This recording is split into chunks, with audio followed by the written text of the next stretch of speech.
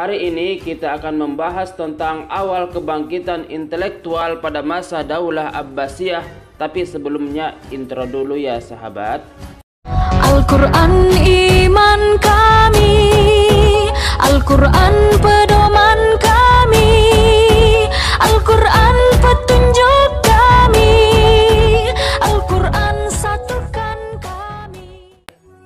Kemenangan pasukan muslim pada masa Al-Mahdi dan Al-Rasidin atas orang Bizantium telah membuat tenar periode ini. Namun yang membuat periode ini semakin tenar adalah karena kemunculan gerakan intelektual dalam sejarah Islam. Sehingga masa ini dikenal sebagai masa kebangkitan intelektual, pemikiran dan kebudayaan. Kebangkitan ini sebagian besar disebabkan oleh masuknya berbagai pengaruh asing ke dalam dunia Islam.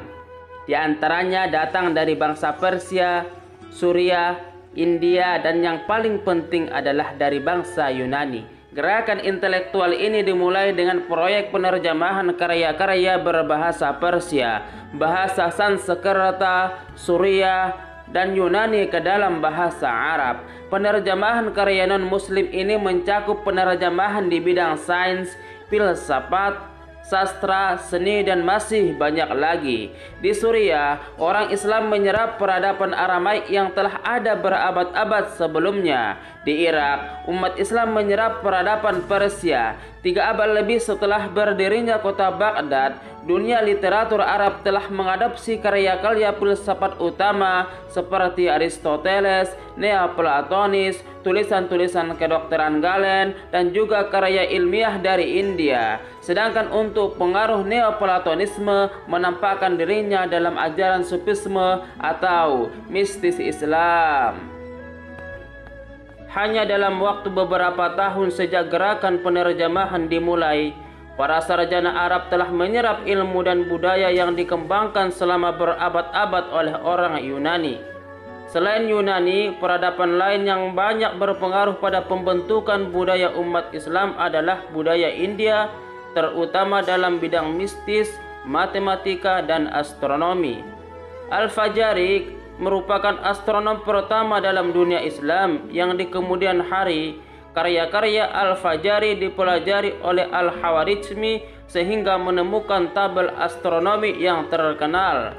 Bahkan Al-Khawarizmi berhasil menggabungkan sistem astronomi India dan Yunani sehingga pada saat yang bersamaan ia mampu menyumbangkan pemikirannya sendiri. Setelah India, kebudayaan lain yang memberikan sumbangan intelektual bagi dunia Islam adalah bangsa Persia.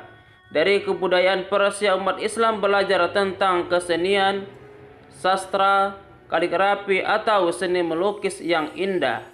Untuk menyempurnakan gerakan intelektual, Al-Ma'mun yang juga dikenal sebagai khalifah yang cinta ilmu pengetahuan mengirim utusan hingga ke Konstantinopel untuk mencari karya-karya Yunani.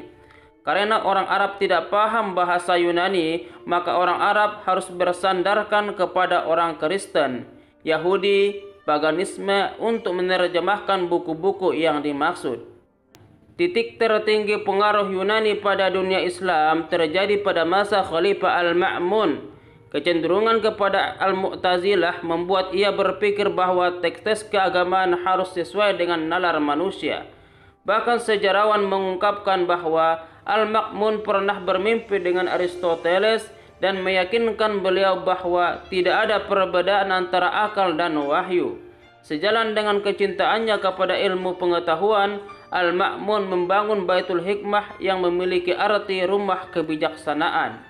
Salah satu penerjemah pertama dari agama Kristen adalah Hunain bin Ishaq.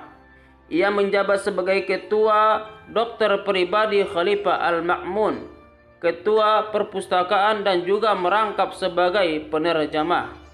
Khalifah Al-Ma'mun sendiri membayar Hunain bin Ishaq dengan emas seberat buku yang ia terjemahkan.